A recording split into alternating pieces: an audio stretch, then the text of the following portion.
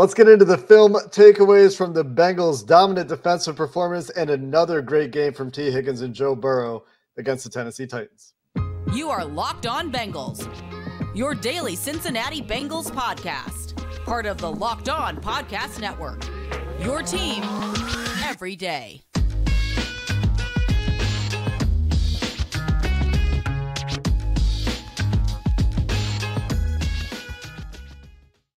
What up, Bengals fans, and welcome to another episode of the Locked On Bengals podcast. I'm your host, Jake Liscow. He's your host, James Rapien. Today, we're joined by Mike at Bengals_Sans on Twitter, Santagata, to get into some of the film takeaways from the Bengals' Week 12 victory over the Tennessee Titans, getting them squarely into the playoff conversation, squarely into the best teams in the AFC conversation, with opponents that are also in that conversation coming up in the next few weeks for the Bengals. We're part of the Locked On Podcast Network here on Locked On Bengals, bringing you coverage of your team every day, free and available everywhere you get your podcasts and on YouTube.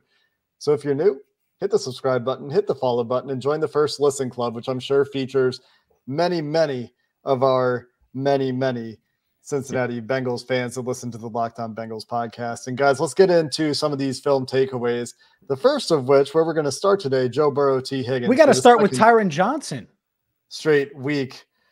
You're right. What? You know what? I'm doing a bit here, James. You thought I was yeah, we got to start with these minor moves the Bengals made because they're very impactful to the rest of the season. Wide receiver, baby. Tyron Johnson and Owen Carney Jr. added to the Bengals roster. Owen Carney Jr. playing on the defensive line for the Miami Dolphins in the preseason, playing a little bit all over the place, but more interestingly and more notably perhaps in terms of his NFL accomplishments, certainly Tyron Johnson, who had 20 catches for the Los Angeles Chargers in 2020 for 398 yards and 3 touchdowns. A pop. 19.9 yards per catch, as James points out, joins the Cincinnati Bengals practice squad, presumably to backfill after the Bengals waive Mike Thomas, call up Trenton Irwin, and then have an empty spot on the practice squad for a wide receiver. That player will be Tyron Johnson. Owen Carney will be taking the place of the departed Khalid Kareem on the Bengals practice squad. Those are the moves. James, anything else to add before we get to Higgins, Joe Burrow? I love it. I love adding a little speed on the depth chart, even if it is on the practice squad. Practice squad filled up now. Owen Carney, let's be honest, ain't nobody heard of Owen Carney unless you're an Illinois fan. We'll see how he goes. But Tyron Johnson, speed. We know how much I like speed in wide receivers. Happy that they added a little speed. Second fastest player on that offense outside of, I think that's fair to say, outside of Jamar Chase. So it's exciting that they added him. Yeah, we'll see if he can get on the field. If he does, that probably means something bad has happened, to be honest. But yeah, I hope I only see him in practice. I'm happy he's here. Yeah, it provides an element that we've been talking about with the wide receiver unit all year, especially in the absence of Jamar Chase, just that speed element. But it is fair to point out to temper expectations because it's great that they've added speed and hopefully he can carve out a role in Cincinnati in a wide receiver room that is strong and with a quarterback that has gotten the most out of the wide receivers he's played with, I think, in Joe Burrow, if he does get onto the field. Hasn't been able to stick with the team so much, played with the Raiders this year, played with the Texans this year, and the Raiders and the Jaguars last year. So since 2020, when he was pretty good, has bounced around a little bit, now finds himself on the Bengals practice squad. As for receivers that will play for the Cincinnati Bengals, especially in the near future, T. Higgins, again, put together a fantastic day. And we've talked about this a little bit prior to Mike joining us to talk about what he saw from T. Higgins. Had a great 7-catch performance, had that touchdown, a couple of vertical balls on the sideline where he out-physicals both Christian Fulton and I was really mean to him, Roger McCreary, who just doesn't have the size to go head-to-head with T. Higgins out there. Mike, when you watched Higgins, it was another game where he's winning in a variety of ways. What did you see for the second straight week? So the last game I thought was more of the real variety of he's doing absolutely everything. This one felt a little bit more like a T. Higgins game. You'll catch a couple short balls. You'll catch those long bombs. There still was a little bit more than I think people give him credit for because that deep out that Burrow puts right on the money while he's got a little bit of pressure. That's a really good route because he was actually bracketed on that play. They ran quarters. The number 2 goes out quick. So they have 2 guys staring right at Higgins and he just gets on the toes of the corner who's supposed to cover him out and then breaks out, and Burrow trusts him. He's got that ball out before he even makes the break, and he makes the catch on the sideline. But that's good route running. That's good smarts with the wide receiver. And then he had the deep corner on the right sideline in between the safety and the corner, that honey hole and cover 2 that Burrow was able to hit. So he had a few of those plays. Again, another game where T. Higgins dominates, and he didn't run or didn't catch a pass on a single dig route, which is the T. Higgins route to me. So I think teams are sitting on it when he's the only guy there. And he's still showing like, well, I don't need that. I could win in other ways, similar to how Burrow and his number one guy, Jamar Chase, is like, well, I could win in other ways. And he's throwing the ball to T, and then he's spreading it around too. But yeah, T. Higgins, another really great day. I think he's shown over the past 2 weeks, and I thought he looked good the 2 weeks before that, that he is a wide receiver 1. Like, he could be the guy on a lot of good offenses. Was he commanding the attention that the guy commands against the Titans? Were they doubling him and going out of their way to make sure that T. Higgins didn't beat them for big plays? I don't think it's not like Jamar Chase. Like, these NFL teams sometimes treat Jamar Chase like he's Randy Moss, which, I mean, respect. It's given, they're clouding him like every snap. Like, they never have a play unless the safety is either shaded or they have a safety over top of him. They don't do that with T. Whatever reason, I know he's had good seasons, and he's had a good 4-game stretch, especially the last 2 games since Jamar Chase has been injured. But he's not getting that same level of coverage. He's getting number 1 guys, and they're giving him a little bit of respect, but it's not the Jamar Chase, we're going to put 2 guys, a guy over the top and a guy underneath on you every single snap. Because, I mean, I think back to the Steelers game, there was one snap where they didn't even put a core. They left the safety on him. And of course he goes for like a 20-yard gain and burns him, but they left the safety on him and man covered. It was like, all right, that was kind of disrespectful for how good T. Higgins is. There's disrespect all around for T. Higgins, I got to say, considering how productive he has been. Even when he and Jamar Chase are both out there, they're very similar in terms of overall production. He's been productive when Jamar has not been available. In this game itself, there's a 22-yard catch that we mentioned was erased by OPI, had another drop that is not a positive, but had he caught that ball, it could have easily been a 150-plus game for T. Higgins. And the reason that I say disrespected elsewhere is because ESPN just put out a top 25 under 25 list, and T. Higgins is just an honorable mention, not in the top 25. But I guess neither is Trevor Lawrence, so that's kind of interesting. Man, maybe it's a Clemson thing. Speaking of joking. Really, really small side note before we get back to the Bengals. They have really good defensive tackles in the NFL right now, DJ Reader being one of them. I just went and looked today at Clemson players in the NFL. Dexter Lawrence, Christian Wilkins, Javon Hargrave, and DJ Reader. I mean, that's a stable of defensive tackles that Clemson has produced. Anyway, big tangent. Was thinking about it because I was remembering DJ Reader telling me at the Super Bowl, talking about how the Bengals do all these different fronts, and I need to go watch Brent Venables' defenses to learn about the complexity that DJ Reader was used to on defense. Anyway, let's get back to the Bengals, guys. Let's talk about Joe Burrow. Let's talk about this offensive line, because I do think that despite the numbers not necessarily being gaudy for Joe Burrow, I do think that, again, he played really well. It was a little bit quiet again. There were some under the radar things, maybe some things that are easy to forget about that I thought maybe we could revisit. And I think the offensive line played one of its better games in pass protection, and we're not really taking it back this time. So let's get to that offensive line, to those Joe Burrow notes coming up in a minute. Turo, though, sponsors this episode of the Locked On Bengals podcast. It's pronounced Taro. And it's the largest car sharing marketplace in the world. With Turo, you can book any car you want, wherever you want it, from a community of local hosts. There's a huge selection of vehicles for any occasion in the US, the UK, Canada, and Australia, whether it's an SUV or minivan to be practical for a family road trip or for something out into nature to camp, or a classic or luxury car for a special event, birthday, or holiday, or an affordable economy car to get from point A to point B. Many Turo hosts will even deliver the vehicle right to you. That sounds incredibly convenient to me. Every trip is backed by liability insurance. Terms and conditions and exclusions do apply. So forget boring rental cars and find your drive at Taro.com.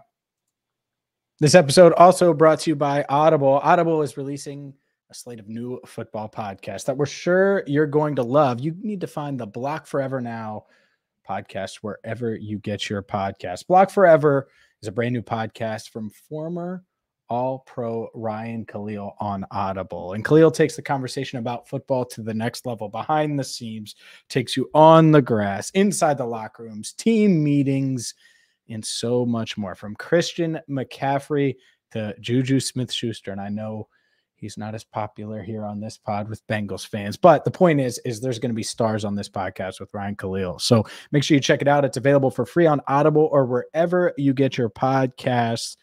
Again, it's the full Block Forever series.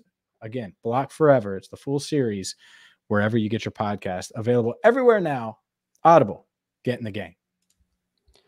All right, guys, let's get into Joe Burrow a little bit here, burying the lead, because Joe Burrow is the star of the Cincinnati Bengals. And I think that his stat line betrays how well he played a little bit. And maybe you guys want to correct me here if you disagree. So, Mike, as you unmute your mic, you can tell me what he was going to do it again. He was going to do it again, too. I tried to unmute him, and it wasn't going to work. He was going to try to talk with his mic muted. Go. It looked like he knew. He gave me the thumbs up. He was aware. Awareness. Mm-hmm. Not an upgrade on podcast awareness from Mike Santagata this week, because he had the thumbs up ready to go. So what'd you see from Joe Burrow this week? I thought was playing within the structure of the offense really well, created outside of structure a few times, and that was very important at crucial moments. I thought managed the pocket pretty well again. What was your take? Yeah, managed the pocket well, and also he got the better protection, like you mentioned. Only one sack. I thought going into that game, one of the keys is he can't take, obviously can't take 9 sacks, but I don't think you could take 3, 4, 5 sacks and kill your drives this way, because you got to get as many drives as you can, get as many shots as you can at this good defense. And then to go with that, this was one of the first games this season where he used his legs as a weapon, not just in terms of extending a play and making one huge play there, but a lot of scrambles. I remember he did this against Dallas, but I felt a little bit like he was sped up in that game. I didn't feel like he was sped up when he was doing it in this game. I felt like it was, I'm looking here, checking. My first 2 reads are gone. I can't hold on to this ball and take a sack. So I'm going to look, I've got an opening here and just run. And the way the Titans were playing their coverages with how fast they were flying to the flats, which the Bengals tried to attack a lot and didn't work. That guy's flying out fast. You got the middle guys worrying about the inside because they don't have much help over there. So there's openings. So he was able to take those and run. So I thought that was one of the more impressive parts. He played on time, on schedule. He was pretty accurate, and I didn't see him miss too many throws. So yeah, this was it is kind of like the standard of what I expected of a Joe Burrow game, but that standard is really, really good. Yeah, I think the fact that you don't turn the ball over at all. And I know that's like really low bar, but in that type of game against Tennessee, you're right. Whether it's take 3 sacks versus 1 or have 1 turnover, that completely changes the game. And that's how Mike Vrabel and his team want to play. Fourth quarter, Burrow. We talked about some of the throws to T. Higgins. It seemed like, not that he wasn't playing well beforehand, but he took it up another level and made the throws to win the game. Were those throws different? Did those throws pop more than the other ones? Because they certainly stand out more in my mind, maybe because it was winning time. I do think he kind of took rein and said, like, all right, we're going to finish this off, and just started throwing dimes up and down the field. Not that he wasn't throwing dimes early on. I think of the pass to Hurst up the seam. The Hurst, yes. Ooh, that was a really nice ball, to get that over the linebacker in front of the safety and not get his tight end killed. And then there was also on that fake pick trail, whatever you want to call that, where Boyd goes out and then back in to get that over the defensive lineman and in front of the linebacker. So he had a few really nice layered balls. But yeah, late in the game, what was interesting was I think they like to attack the Titans' tendency too, and their own tendency of, well, when you think what's called 4-minute offense, we're going to try to bleed out this clock so that the other team doesn't get a chance to hold the ball. You think, well, they're going to run. Mm-hmm. First down, they kept throwing. And I thought that was interesting because it shows a ton of trust in Burrow. Not that they haven't shown that before, but it's just another sign. It's just like, yeah, they know this guy's good. So they're saying first down, throw the ball. Yeah, you'll complete it. I know that you're accurate and you're smart. And if you don't complete it, you're going to run.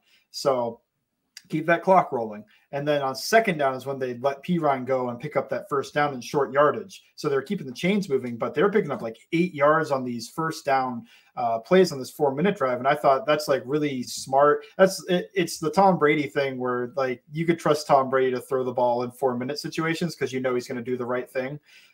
They kind of do that with Joe Burrow. They're like, well, we don't just have to hand this ball off. We know that you're going to complete 85% of these short passes, maybe more. So yeah, they trusted him, and they attacked Tennessee by attacking what is a standard tendency to just run the ball early on these 4-minute drives. Yeah, and one thing that I want to talk about, because we've seen several good games in a row here from Joe Burrow. It's been a constant talking point for us the last few weeks, all of those weeks without Jamar Chase. Is there something more to it in terms of they're getting different looks? They're getting looks that they like to throw against, or is it that they've now got the answers for the too high stuff, whether that's a running game, whether that's going over the middle, whether that's some other answer? What did you think from that perspective?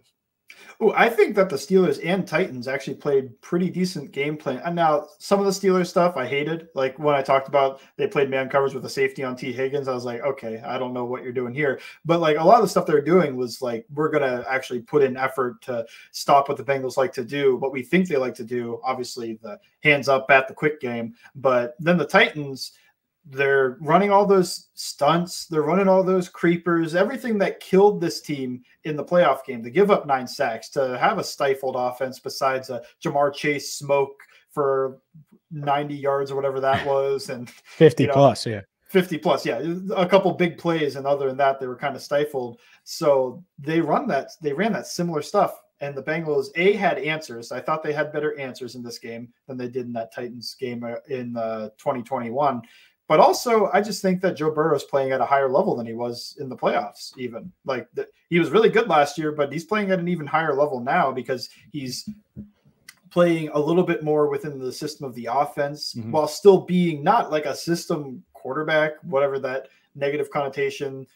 It's kind of like a derogatory. Shanahan offense. That's what people mean when they talk about creative system offenses. Anyway, yeah, Zach Taylor is not designing up the under center play action that not that he can't do it. He's run leak. Like it's not there, but that's not where this offense is at its best. But anyway, yeah, he's playing within the system of the offense. He's playing really on time. I think that's something that he didn't always do last season. So there's some stuff in there that's like, yeah, Zach Taylor's scheming up a lot of stuff. I think of that Joe Mixon dig route that nobody saw coming, and some of the fun stuff like that.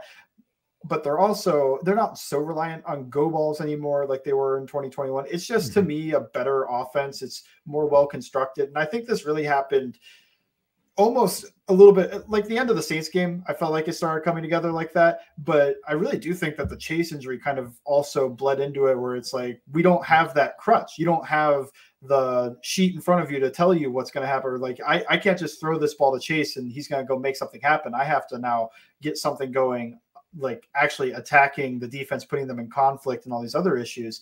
So it's not just isolation anymore. It's actually working the defenders horizontally and vertically. And I think this is a better constructed offense than we've seen from Zach Taylor. And I don't think that the Titans were giving him all these good looks or anything. They played some cover 3, they played some single high, but it was usually coming from too high, and they'd sit a guy in like the dig window because they know what the Bengals like to do. Offensive line wise, where's your confidence level? How well do you think they performed as a unit on Sunday against the Titans?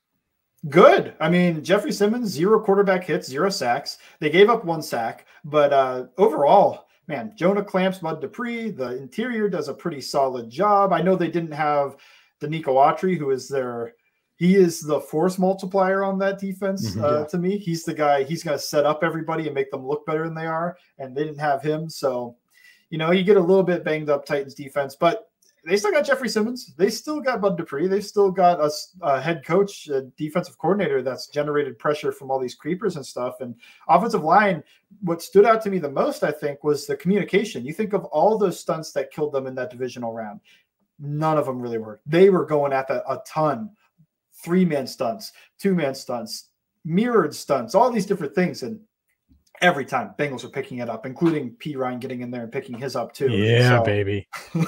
Great pass protector, that guy. So Yeah, I thought what stood out to me was the Bengals' communication and smarts along the offensive line. Not that they didn't do well physically, they did well there, but it was like the Titans came out with that 2021 game plan to me, and it didn't work because the Bengals' offensive line's better and Joe Burrow's better.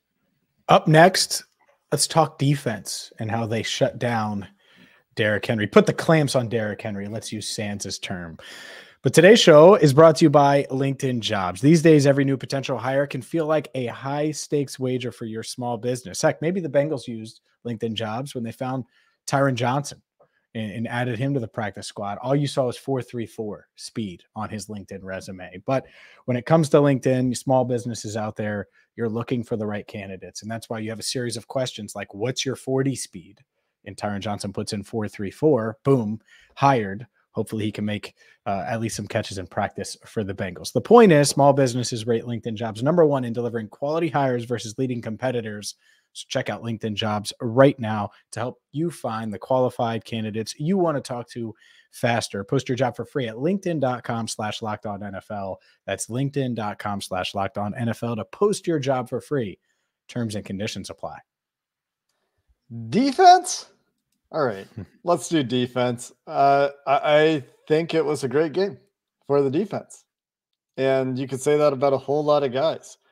I was impressed with DJ Reader. I thought the corners collectively played pretty well. I was impressed with the linebackers. Mike, you've spent a lot of time, of course, watching this defense. You got a great cut up on Twitter of the Bengals. I think you used the word dominating the Titans running game. So what are the big takeaways for you when you watch this defense this week? And is this just a good matchup for the Bengals because of the way the Titans like to run offense through Derrick Henry?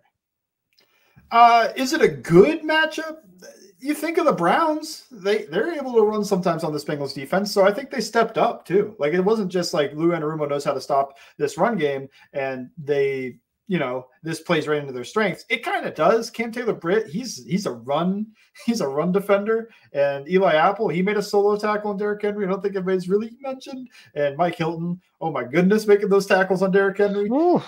So, yeah, you've got like very physical corners, and Von Bell's a physical safety, and even Jesse Bates was getting in there and making some stops. He made the stop on the DJ Reader play where Reader forces that double team back into Henry, and he was getting down and dirty too. So you got the entire defense playing strong run defense here. All 11 hats to the football, all this, high school football stuff where it's like, we want everybody running that football. Well, you need to do that against Derrick Henry because if he just falls down, he's gaining 2 yards. So they need to drive him backwards, not allow him to fall forward. I was just an inspiring effort. Like, they dominated the Titans offensive line. And then not just that, but then they just took it to Henry early and often too. Just hitting him low, hitting him high, gang tackling. Like, there were solo tackles, but I'm just reminded, I think the play that sticks out to me the most is I think Mike Hilton and, I can't remember. It might have been BJ Hill. Both have Derrick Henry, but here comes Cam Taylor-Britt to make sure he doesn't fall forward. And you heard that crack on the broadcast. Like, they were putting some big licks on this guy. And that's why he went for 2.2 yards a carry, which is even less than he did in the divisional round when he had the injured foot. So, yeah, it's DJ Reader playing up to where we expect. It's, all these guys playing well, but it's above and beyond that. It's just, it seemed like such a high effort game from them to stop the run game. Even in the fourth quarter where Derrick Henry's going to make his money and he's going to run down your throat because you're tired of tackling that 250-pound man. They weren't tired of it. They kept hitting him. And I think he got tired of getting hit by the Bengals. Which is rare, right? To get him tired versus the other way around. Defense, obviously much different with DJ Reader, safe to say. Yeah, I think so. You just can trust that guy to do so much. There's just the quintessential 2 Reader plays in this game, both highlights to me. One got highlighted by Charles Davis on the broadcast that they had a double team on him, and he just takes both guys and he just drives them back into Derrick Henry in the backfield. I was just like, that's just DJ Reader. That's just, there's like a handful of guys that can do that in the NFL at nose tackle. And then the other one is they tried to solo block him with their backup center, Aaron Brewer, and he just treated him like a blocking stud. Like he's over on the left watching him, and Derrick Henry's like, well, I guess I'll go the other way. And he just runs, he just turns over. Now he's in the other one, 2 gap in the center until they left a guy unblocked because they figured Henry would hit that faster. And Reader held him up so long that Trey Hendrickson gets to put a shot on him when he's unblocked. I mean, yeah, that's an easy tackle for Hendrickson, but made simple because Reader is just clogging up the entire middle and treating another professional athlete like a blocking sled. There was a lot of that from Reader in this game, I thought he also showed off some impressive veteran savvy or awareness or intelligence, football IQ, whatever you want to call it. The Titans kept running stick flat or variations thereof early in the game to Cam Taylor-Britt's side of the field. And I think at least one, if not two, of DJ Reader's batted passes came on quick throws underneath it to the stick that would have gone over his head. And so I thought that was good awareness on his part to understand what was happening and get into those passing lanes as well. I thought he was pretty solid as a pass rusher as well. Didn't necessarily get a sack, but was pushing the pocket, was compressing the pocket, was making things uncomfortable for Ryan Tannehill on a few occasions, including on some of the zero looks. And I do want to talk a little bit about how the corners played. I think that they have a big test obviously coming up, right? And so talking about those corners is an aspect of things that we should get into. But I also want to talk about Lou Anarumo's schematic approach this week. I thought was really interesting. A lot of zero looks on third down that they mostly dropped out of, if I'm not mistaken. I think they came once on a blitz late in the game, right through the A gap on that right one. Yeah. What was that? Was that was in the first throughout half. the game? What was that? I couldn't hear you. I was just wondering if that was consistent throughout the game. What did you see from the third down approach? Was it a lot of zero looks? Because I thought there was a lot of that. Yeah, a lot of pressure looks, a lot of disguise, just a lot of we're going to try to muddy up this picture for Ryan Tannehill, get him to hold the ball an extra tick so that we can get home on the pressure.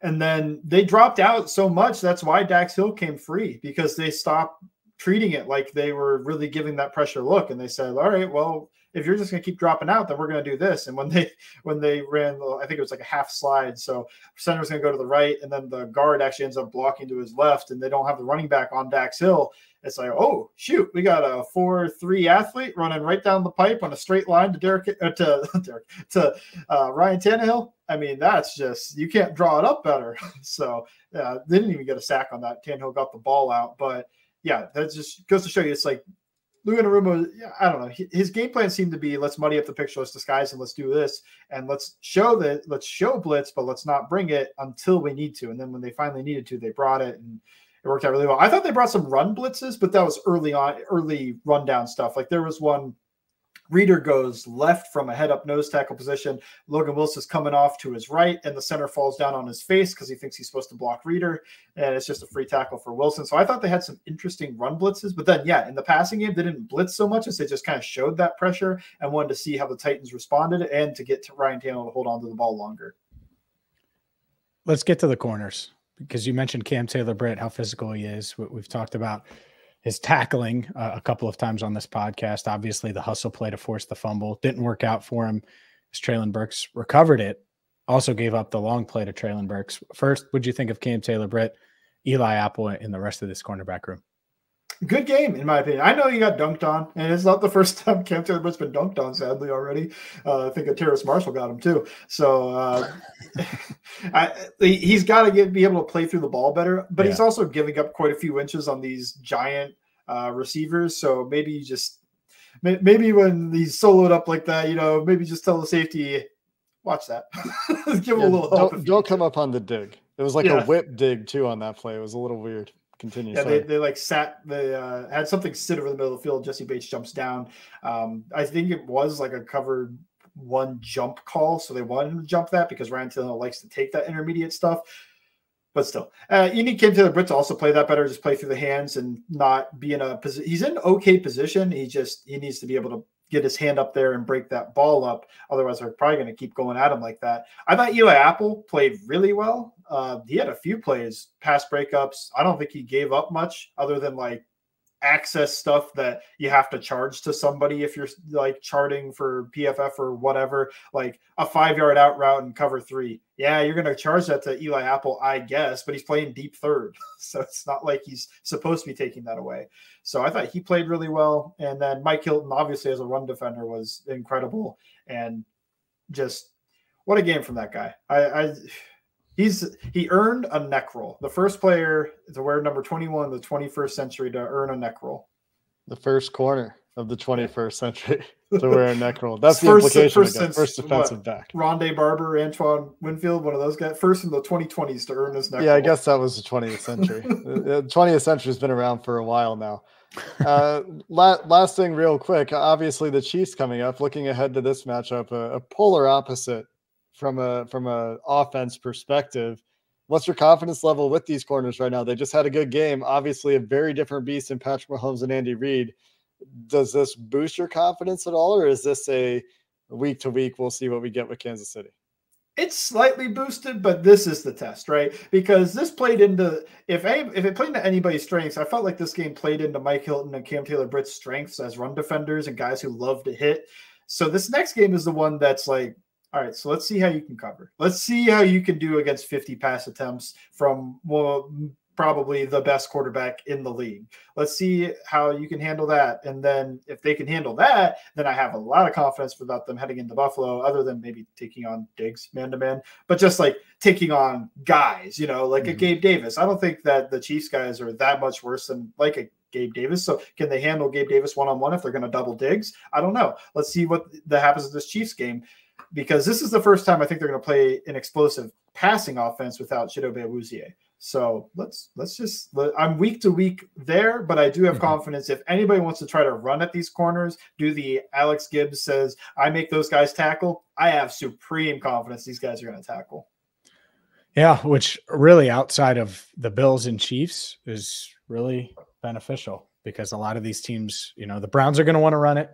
The Ravens are going to want to run it. A lot of these teams that you're going to face over the next few weeks, even the Buccaneers have ran it more recently. But it'll be a nice test against the Chiefs. I can't wait to dive into that, Jake. It's Bengals and Chiefs, round 3. It's coming tomorrow. We just finished round 3 with the Titans for Joe Burrow's career. And so we've got round 3 in the last 2 years, this year, last year with the Chiefs, of course. Going to be interesting. I think that if these corners continue to play the run well, the big bonus there, especially with DJ Reader back, is they won't have to dedicate as many resources to the run against some of these pass-heavy teams. They did it against the Titans, and Zach Taylor referenced this after the game. He even said, when you put that much towards stopping the run, you're going to give up a little in the passing game. We're okay with that. But when you have corners that are playing the run this well, then maybe that buys you a little bit of leeway in terms of resources you dedicate against the Bengals' future opponents. And run defense will still be important in some of these games for sure, especially Baltimore potentially in week 18, right? Yep.